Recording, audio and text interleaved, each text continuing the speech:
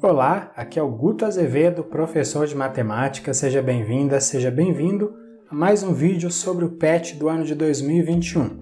Se você quiser saber quais vídeos já foram publicados até o momento, clica no cartãozinho que está aparecendo aqui na parte de cima da tela ou então em um link que vai aparecer na descrição. Também na descrição desse vídeo há links para você acessar o meu site, as minhas redes sociais e também para se inscrever lá no meu canal no Telegram.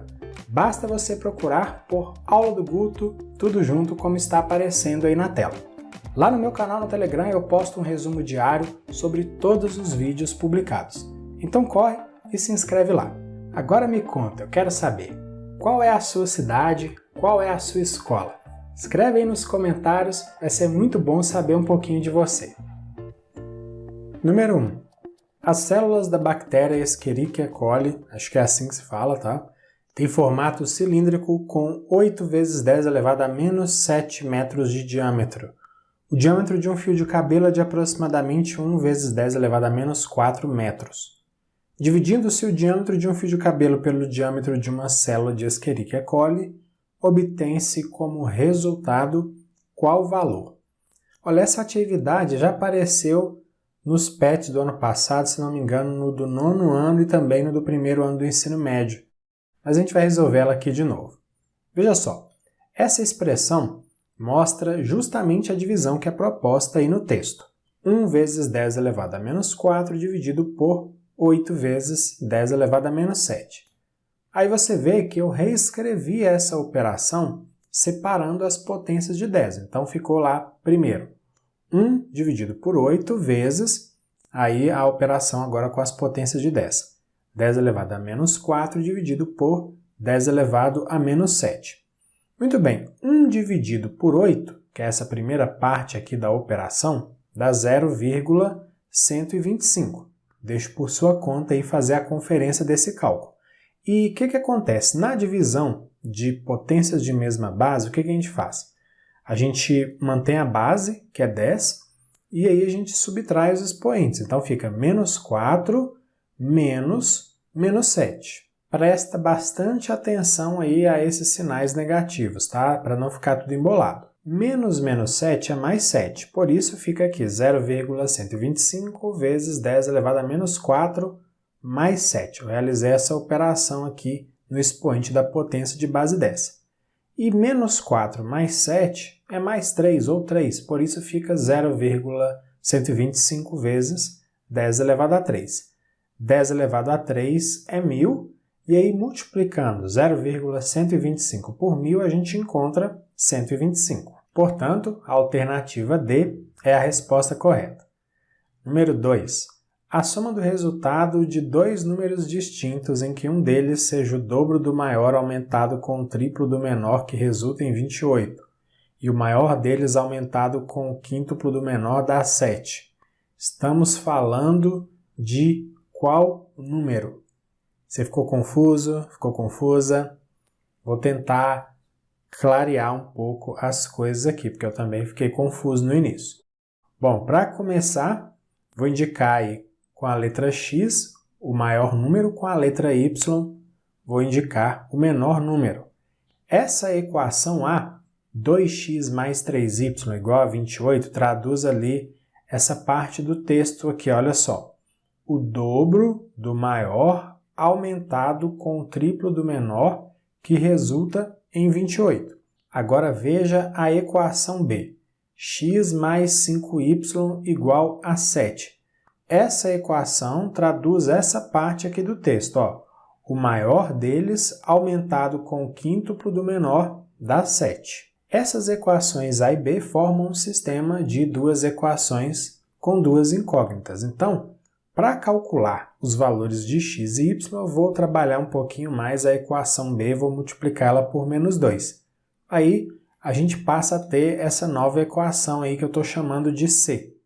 Menos 2x menos 10y igual a menos 14. Essa equação surgiu a partir da equação B. Eu multipliquei todos os termos da equação B por menos 2. Então, a equação C e a equação B, elas são equivalentes. Agora, dá uma olhada nesse sisteminha aí de equações. Ele é formado pelas equações A e C. E para resolver esse sistema, eu vou somar as duas equações. Então, olha só. 2x menos 2x dá 0 e mais 3y menos 10y dá menos 7y. E 28 menos 14 dá 14. Essa equação aqui, como eu tenho 0 menos 7y igual a 14, eu posso escrever simplesmente menos 7y igual a 14. Para achar o valor de y, eu vou dividir os dois membros da equação por menos 7. Com isso, a gente encontra y igual a menos 2. O que a gente faz agora? A gente vai substituir o valor de y na equação b.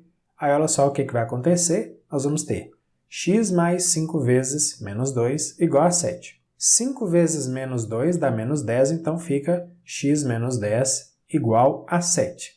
Aí, o que acontece? A gente encontra o valor de 17 para x. Acabou? Não, não acabou ainda, tá? Só que você tem que tomar bastante cuidado nesse momento, porque se você olha aqui a alternativa B, aparece o número menos 2, que é justamente o valor de y. E a alternativa C aparece o número 17, que é o valor de x. O que está faltando então fazer? Está faltando somar os valores de x e y, é o que está escrito aqui no início, né? A soma do resultado de dois números distintos. Veja aí, 17 menos 2 dá 15. Então, a alternativa A é a resposta correta. Bom, foi o que eu consegui espremer do texto, tá? Ficam aí alguns questionamentos, por exemplo, como y é o menor número e nós vimos que y é um número negativo, quando a gente soma um número positivo com um número negativo, a gente não aumenta o número positivo, né? Então, essa parte aqui, o dobro do maior aumentado com o triplo do menor, que resulta em 28, na verdade não foi aumentado, né? Mas, enfim, se você encontrou aí alguma outra resposta, se você pensou de uma outra forma, me conta aí nos comentários, eu quero saber como que você pensou, tá bom? Mas vamos avançar aqui. Número 3. Sabendo que os pontos 2 menos 3 e menos 1, 6 pertencem ao gráfico da função f dos reais, nos reais, definida por f de x igual a x mais b, a diferença entre o valor de b e o valor de a é quanto? Muito bem, como o ponto de coordenadas 2 menos 3 pertence ao gráfico da função, a gente pode dizer que f de 2 é igual a menos 3. Então, ali na lei de formação, f de x igual a x mais b, você vê que eu substituí x por 2 e f de x por menos 3, né? Por isso ficou a vezes 2 mais b igual a menos 3. Desenvolvendo essas continhas, a gente vai ter 2a mais b igual a 3. Essa aí é a nossa primeira equação. O texto também diz que o ponto de coordenadas menos 1, 6 pertence ao gráfico da função. Isso significa que f de menos 1 é igual a 6. Então, ali na lei de formação, f de x é igual a x mais b, eu substituí x por menos 1, f de x por 6. Então, ficou a vezes menos 1 mais b igual a 6. Desenvolvendo aí essa equação, a gente vai ter menos a mais b igual a 6. Essa é a nossa segunda equação. Com essas duas equações, você pode ver, eu montei um sistema. E agora eu vou fazer uma operação que é a seguinte. Vou fazer a primeira equação menos a segunda equação. Acompanhe aqui comigo. 2a menos menos a vai ficar 2a mais a, que é 3a. Aí, b menos b vai dar 0. E 3 menos 6 dá menos 3. Então, nós temos aqui 3a igual a menos 3 e o valor de a, portanto, é igual a menos 1. Para calcular o valor de b, a gente vai agora substituir o valor de a que a gente acabou de encontrar ali na primeira equação. Aí vai ficar o seguinte, 2 vezes menos 1 mais b igual a 3. Desenvolvendo, como 2 vezes menos 1 igual a menos 2, fica menos 2 mais b igual a 3. Então, b igual a 3 mais 2, passei menos 2 somando, né, para o segundo membro. Então, b é igual a 5. Para terminar, o que a gente vai fazer agora? Calcular a diferença entre o valor de b e o valor de a. É o que está escrito ali na questão. Então, fica 5 menos menos 1. E 5 menos menos 1 é 5 mais 1. 5 mais 1 é igual a 6. Então, a alternativa B é a resposta correta. Número 4 agora. Sejam as funções f de x igual a 3x mais 2m e g de x igual a menos 2x mais 1. O valor de m, sabendo que f de 0 menos g de 1 é igual a 3, é igual a quanto? Vamos começar aí com f de 0, então a gente substitui x por 0 ali na lei de formação, tá? Como 3 vezes 0 é igual a 0, a gente chega a esse primeiro resultado, f de 0 igual a 2m. Agora vamos para g de 1, então a gente substitui x por 1 na lei de formação de g de x, né? Como menos 2 vezes 1 é igual a menos 2, a gente tem aí que g de 1 é igual a menos 2 mais 1 e menos 2 mais 1 é igual a menos 1. Agora a gente vai calcular o valor de m usando essa informação que aparece ali no texto. f de 0 menos g de 1 é igual a 3. Veja aí que eu substituí f de 0 por 2m e g de 1 por menos 1. Então agora vamos resolver essa equação, 2m menos menos 1 igual a 3. Veja aqui que menos menos 1 dá mais 1, então a equação fica 2m mais 1 igual a 3. Aí eu passei o 1 subtraindo para o segundo membro, por isso ficou 2m igual a 3 menos 1, ou seja, 2m igual a 2. E aí a gente precisa dividir agora os dois membros da equação por 2. Quando a gente faz isso, a gente encontra o valor de 1 para m. Então, tranquilo, você vai ali e marca a alternativa D. Essa aí é a resposta correta. Número 5. Uma pessoa obesa, pesando num certo momento 156 kg, recolhe-se a um spa onde se anunciam perdas de peso de até 2,5 kg por semana. Suponhamos que isso realmente ocorra. Nessas condições, letra A, encontre uma fórmula que expresse o peso mínimo P que essa pessoa poderá atingir após 9 semanas. Veja aí essa expressão. P igual a 156 menos 2,5 vezes S. A letra P é o peso, né? Ou seja, a massa corporal, e a letra S aí indica o número de semanas, tá certo? Como são 9 semanas, né? É o que está sendo proposto aí, você vê que eu substituí a letra S por 9. E fazendo as continhas aqui, 156 menos 2,5 vezes 9, nós encontramos P igual a 133,5 kg. Esse resultado, P igual a 133,5 kg, não é uma fórmula, né? Não é necessariamente uma fórmula. Eu diria que a fórmula é essa primeira equação aqui, ó. P igual a 156 menos 2,5 vezes S, porque ela me dá o peso, a massa, em função da quantidade de semanas que a pessoa fica no spa. Mas, de qualquer forma, P igual a 133,5 kg indica aí a massa que a pessoa poderá ter alcançado após ficar 9 semanas no spa. Letra B. Calcule o número de semanas completas que a pessoa deverá permanecer no spa para sair de lá com menos de 120 kg de peso. Bom, tá aí a fórmula que a gente viu na letra A. P igual a 156 menos 2,5 vezes S. O objetivo é que a pessoa tenha menos de 120 kg. Então, essa inequação aí, 156 menos 2,5 vezes S, menor do que 120, mostra isso. Ou seja, a massa, que é o que está no primeiro membro aí, tem que ser menor do que 120. Veja que eu passei agora o 156 subtraindo para o segundo membro, ficou então menos 2,5 S menor do que 120 menos 156. No segundo membro, 120 menos 56 dá menos 36, então a nossa inequação agora é menos 2,5 S é menor do que menos 36. Agora a gente divide os dois membros da inequação por menos 2,5 e presta bastante atenção, porque quando a gente divide os termos, os membros de uma inequação por um número negativo, a relação de ordem precisa mudar. Por isso você vê que agora não aparece mais o sinal menor e sim o sinal maior. S maior do que 14,4. Esse resultado significa que é necessário então permanecer no spa por mais de 14,4 semanas. Só que a questão aí é sobre o número mínimo de semanas completas. Por isso, então, a gente pode arredondar para cima, né? Subir para o próximo valor. A gente diz aí que, no mínimo, 15 semanas completas, então, são necessárias. Letra C. Expresse a lei de formação para a função e esboce no plano cartesiano. Essa parte vai ser um pouco enjoadinha, mas vamos lá, vamos com calma. Primeiro, vamos para a lei de formação da função. Vai ser uma função afim, uma função polinomial do primeiro grau. Por isso eu coloquei aí essa lei de formação geral, y igual a f de x igual a x mais b. É uma função afim, mas tem algumas restrições aí, como a gente vai ver um pouquinho mais adiante. Você lembra lá da fórmula que eu encontrei na letra A dessa atividade? P igual a 156 menos 2,5 vezes S? Como que a gente relaciona essa fórmula com uma lei de formação de uma função afim? É bem tranquilo, tá? Em vez de P, a gente pode usar y ou f de x, que é a mesma coisa. Em vez de S, eu estou usando x, por isso fica f de x igual a menos 2,5x mais 156.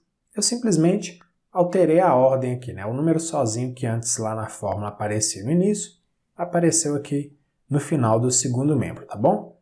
Então, para ficar claro, x é o número de semanas agora e y é a massa em quilogramas, né? Que o texto aí fala em peso. A gente, no dia a dia, fala assim também. Eu não vou ser muito exigente aqui na escrita das restrições, em todos os detalhes matemáticos, não. Mas é importante a gente levar em consideração que o tempo ele tem que ser contado a partir do zero. E da mesma forma, a massa corporal de uma pessoa não pode ser zero nem negativa, né? Eu acho que nem muito próximo de zero a massa também não pode ser, senão a pessoa já vai ter desaparecido, né? Essas informações são importantes na hora que a gente for esboçar o gráfico. Acompanha comigo. Para esboçar esse gráfico, então, eu vou montar uma tabelinha simples com alguns pares ordenados. E aí, a conferência dos cálculos que estão aparecendo aí na tela, eu vou deixar por sua conta. Se você quiser, você pode até pausar o vídeo para fazer isso, mas você vê que a cada valor de x, fazendo as continhas, a gente vai encontrar um valor de f de x correspondente. Por isso, ali na última coluna da tabela, a gente tem os nossos pares ordenados. Dá uma olhada aí, então, para essa coluna. O primeiro elemento de cada par ordenado indica o número de semanas, e o segundo elemento de cada par ordenado representa aí o peso, né? Ou seja, a massa corporal correspondente àquele número de semanas, que é o primeiro elemento do par ordenado. E aí eu vou usar essa terceira coluna aí, esse recorte da tabela que tem os pares ordenados, para fazer o esboço do gráfico, tá bom? Olha só, você vê aí que eu criei um outro sistema de eixos coordenados, diferente do que está na apostila do PET, porque o que aparece lá não contempla valores altos, né? Nem para o número de semanas, nem para a massa corporal, que começa lá em 156. Nesse sistema aí que eu coloquei na tela, o eixo x representa o número de semanas, o eixo y a massa corporal, ou o peso, entre aspas. Não tem necessidade e nem é correto utilizar valores negativos para x e y, porque, como eu disse, não faz sentido contar semanas negativas, nem tem também como uma pessoa ter uma massa corporal negativa, né? E aí, para caber na tela, eu precisei colocar esses dois eixos em escalas diferentes. Estou falando isso antes que alguém venha reclamar disso nos comentários. Além disso, você vê aqui no eixo y, eu fiz essa marcação aqui em vermelho para indicar ali que eu precisei suprimir, tá? Eu precisei esconder ali os valores de y que estão entre 0 e 116, porque não ia ter espaço na tela para tudo isso. Então, mais uma vez, que fique claro que eu vou mostrar aqui apenas um esboço, não é um gráfico perfeito, mas dá para você ter uma ideia do comportamento da função ao longo das semanas, tá? Vamos lá. Na semana 0, a massa corporal era de 156 kg, vê que eu estou marcando pontinho ali. Após 4 semanas, a massa corporal passou a ser de 146 kg, de acordo com o par ordenado. 8 semanas, 136 kg. 12 semanas, 126 kg. 16 semanas, 116 kg. Dá para a gente ver aí pelo desenho que se der tudo certinho, né, a cada 4 semanas, então a pessoa vai perdendo 10 quilos. E pelo desenho dos pontos a gente vê uma tendência de decrescimento, né, de queda aí. A gente até pode ligar esses pontos por uma linha reta, mas isso pode estar aí até além do que é proposto, do que é pedido na questão, porque se a gente só considera as semanas exatas, o gráfico não pode ser uma reta, ele teria que ser composto somente pelos pontos espaçados a cada semana. E além disso, a gente sabe que na vida real não é bem assim que as coisas funcionam, né? Quando uma pessoa está emagrecendo, tem períodos que ela perde mais peso, mais massa, em outros períodos ela perde menos. No início, quando ela começa esse processo de emagrecimento, a coisa pode caminhar um pouco mais rápido, depois vai ficando mais difícil de emagrecer, né? Enfim, esse gráfico aí não leva essa realidade mais complexa em consideração. Muito bem, finalizamos aqui mais uma sequência de atividades do PET 2021. Se você gostou desse vídeo, e claro, se quiser, curta e compartilhe com outras pessoas. E não esquece de se inscrever lá no meu canal no Telegram, nem de dar uma olhada nos outros links que aparecem na descrição desse vídeo, tá bom? Grande abraço para você, bons estudos e até a próxima. Tchau, tchau!